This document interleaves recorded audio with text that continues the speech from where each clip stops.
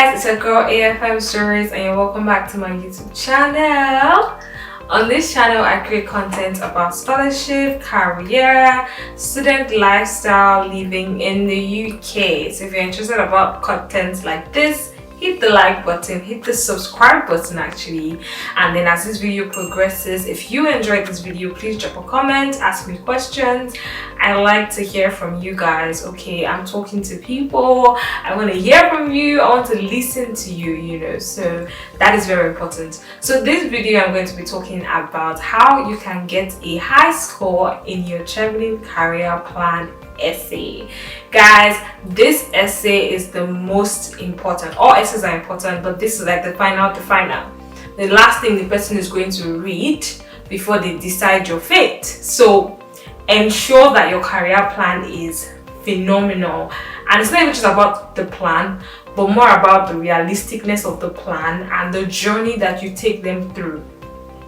So in this particular series of videos, I've made videos on how to get high scores in leadership, how to get high score in networking, how to get a high score in your study in the UK essay. So if you haven't watched any of those videos, after you watch this video, go check them out.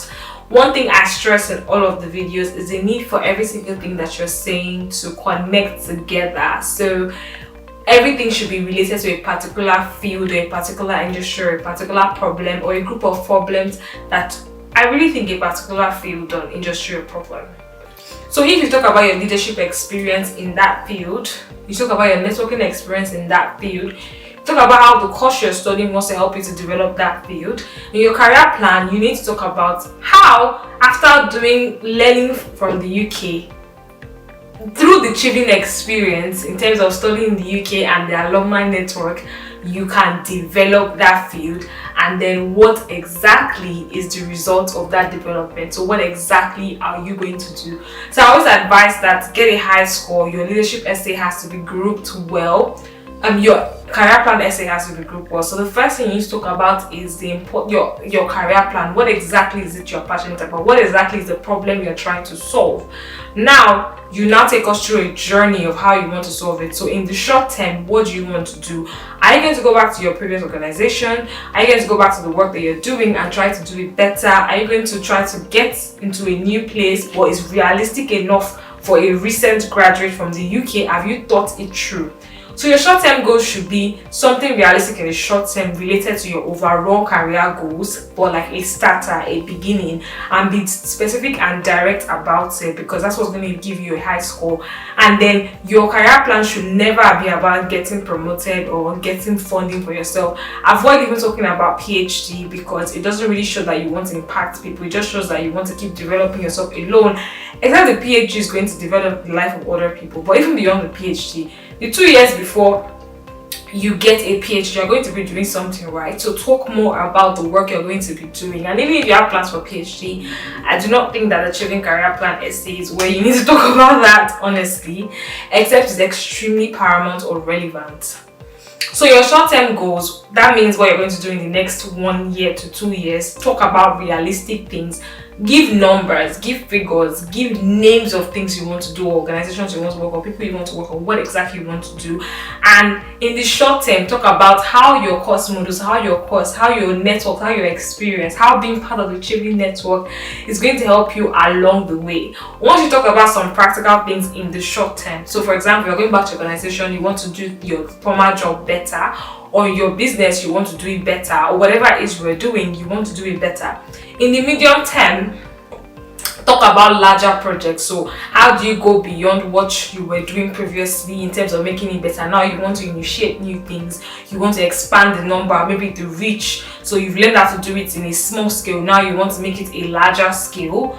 Avoid saying things that you want to be, basically there has to be an end goal for your career plan. So you want to make a change in an industry, you want to reduce something. So let's say you want to reduce poverty. So in short term, how can you reduce poverty in a small space? In the medium term, how can you elongate or replicate that? In the long term, how can you be in a top position of leadership, or how can you do large scale projects to develop that thing? Just how everything is related. So your short term, medium term, long term, it's following a progression. At at each point of the way you are developing yourself. Now, in the medium term, let's say you want to now talk about PhD, which I still don't think is relevant. You can talk about it in that space. Say after you've worked on this for about 5 years or whatever the years, you want to go back to get a PhD to develop it. But I advise that you stay clear of PhD. But if you need to mention a PhD, which is fine, it's all about your difference. See how it's related in the medium term. So it's very important that you follow that trajectory. Now, another thing that will help you to get really high scores, and this is even specifically written on the Chevening website, is how your leadership goals relate to the sustainable development goals. There are about 17. Go read it. Find how you can relate your career plan goals to the sustainable development goals. That is very, very important.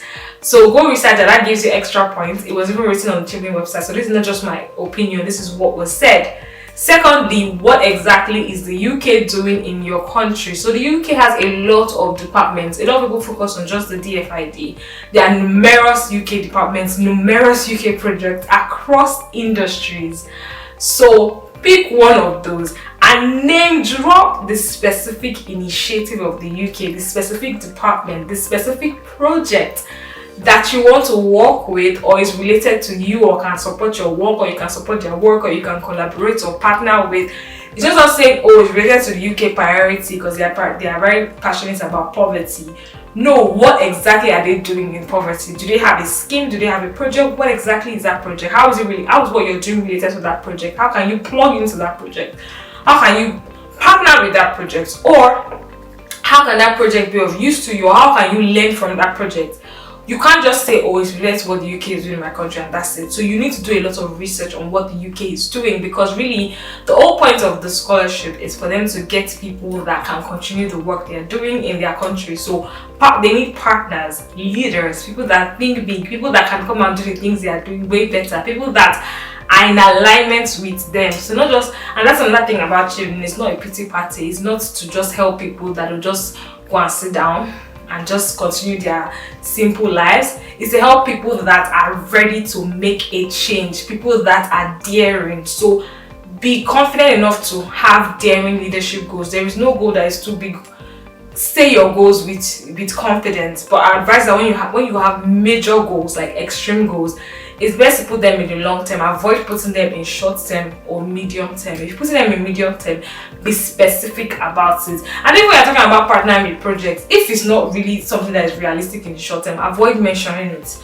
Mention things that are realistic. Mention a time frame. So by this time, I want to do this through this and this. Give specific examples of the number.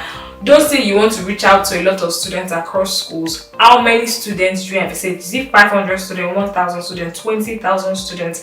How many schools do you want to reach out to if you want to reach out to schools? Now, these examples I'm giving is not that that's the only example you can give. There are many things you can do, literally. I don't want to just what I'm saying, there are many things you can do, from project initiatives, policies, events. There's a lot you can do. From even just being an online person, like, you have to be creative but passionate. So think about a specific problem. The entire point of all of your essays from the beginning to the end is there's a problem in a field. You are the best person to solve it. You are a visionary. You have the leadership skills, you've been working on it. You have the networking skills, you've been working on it. You have the studying the UK skills, you've been working on it.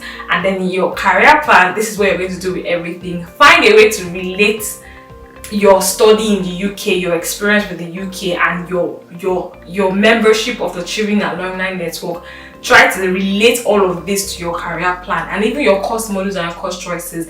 Let every single thing that Chevening is going to give you relate. You need to be specific about even how being a Chevening scholar will help you to do this, because without Chevening you can literally do this, honestly, if you are really truly a passionate leader. So you need to show them that you need them, but they also need you. So it's beyond just, oh, you need them, but they also need you, because you're a visionary, because you have big dreams and you have big goals, and you've proven to them in the past through your leadership and networking that you've been doing this. And then you also need them, because without that scholarship, without that knowledge, without that network, you can't achieve those things. If you can't demonstrate these things in your leadership essay, there's going to be a problem. So that's very, very important. Your leadership essay, I keep saying leadership. Guys, it's career plan, it's career plan, it's career plan. Your career plan essay has to have short-term, medium-term, and long-term goals. Do not avoid that. That is the best way to arrange it. That's the most realistic way. Split them into paragraphs. Be specific. Let your career plan be related to your course of study and your previous experiences, and let your career plan not to change something totally, but to start up a change, to transform something, to reduce something, because the problems you are solving, you're not the first person to solve them. People have tried to solve them, major organizations have tried to solve them, so don't try to say, oh, I'm going to end poverty in my country. It's not possible in the time frame you are giving them. And even your goals are not really your entire lifetime. Usually I'll say short term 2 years, second term 5 years, long term 10 years. Think about it in that part way, because you really don't know what you're going to do 20 years from now, 30 years from now. But give them a trajectory of what you're going to be doing for the next few years. I hope this video was very useful to you. If you have further questions, please drop them in the comments below. If you want to talk to me directly about your essay writing, your scholarships, or you want me to review your essay, basically check the links included below. You see a way that you can contact me. If this video was useful to you, please hit the like button, drop a comment, subscribe, and share. I have a whole lot of training videos on my channel on the essays, different variations of videos that I believe are going to help you. So binge watch the videos on the channel, check them out, and I believe that you're going to get a scholarship. I wish you all the best, and I'm rooting for you. I can't wait to welcome you to the Chevening family. I'm your girl AFM Stories. Have a great day.